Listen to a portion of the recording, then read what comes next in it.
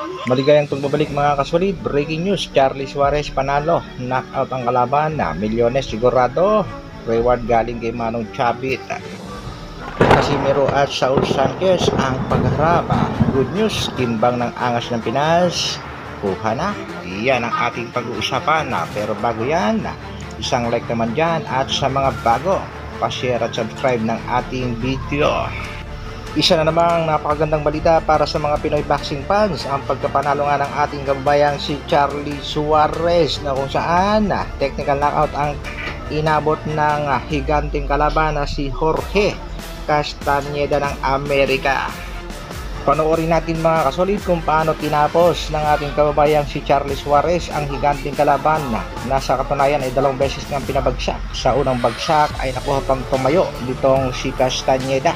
Pero sa ikalawang pagkakataon, bagsak na naman at itinigil na nga ito ng referee.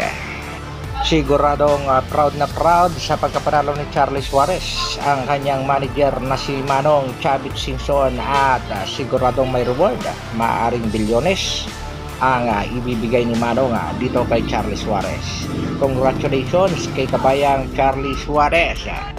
Bukod kay Charlie Suarez ay lumaban din ang ating kababayang si DJ Zamora na kung saan nakuha din ang panalo via unanimous decision. Isa rin congratulations kay kabayang DJ Zamora. Huwag din nating kakalimutang abangan ang laban ng ating pambatong si Mark Magsayo, maaaring sa buwan nga ito ng December. Sa kabilang balita naman mga kasolid, tila nag-iiyakan na naman ang mga kritiko ng ating pambatong si Angas ng Pinas prior sa laban nito kay Saul Sanchez dahil sa katunayan wala nang problema ang ating pambato sa timbang. Ika nga nitong si Cuadro Alas, it's my boy, ang boss nga ng ating pangbato na si Jason Casimiro. Pass your paper, talpa ka na. At ang matindi pa nga dyan, give me my money. Ibig sabihin nakuha na nga ng Angas ng Pinas ang timbang at sigurado wala nang makakapigil sa kanyang laban kontra kay Saul Sanchez. At kahit pa sinasabing posibleng harangin ito ng MP President. Kaya mga kasolid, suportahan lang natin palagi ang laban ng ating mga kababayang Pinoy at syempre ang pagbabalik ulit ng Angas ng Pinas.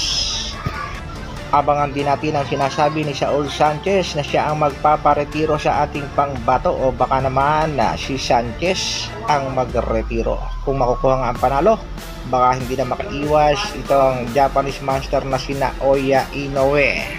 Dahil ang Angas ng Pinas sa bansang Japan na mismo maghahamon sa harap ng kanyang mga kababayan. Hanggang dito na lang muna mga kasolid. Maraming salamat sa patuloy na pagsuporta at panonood. Pa-share naman ang ating video at pa-subscribe na rin. Mabuhay Dr. Alvin Vlogs. Brrr.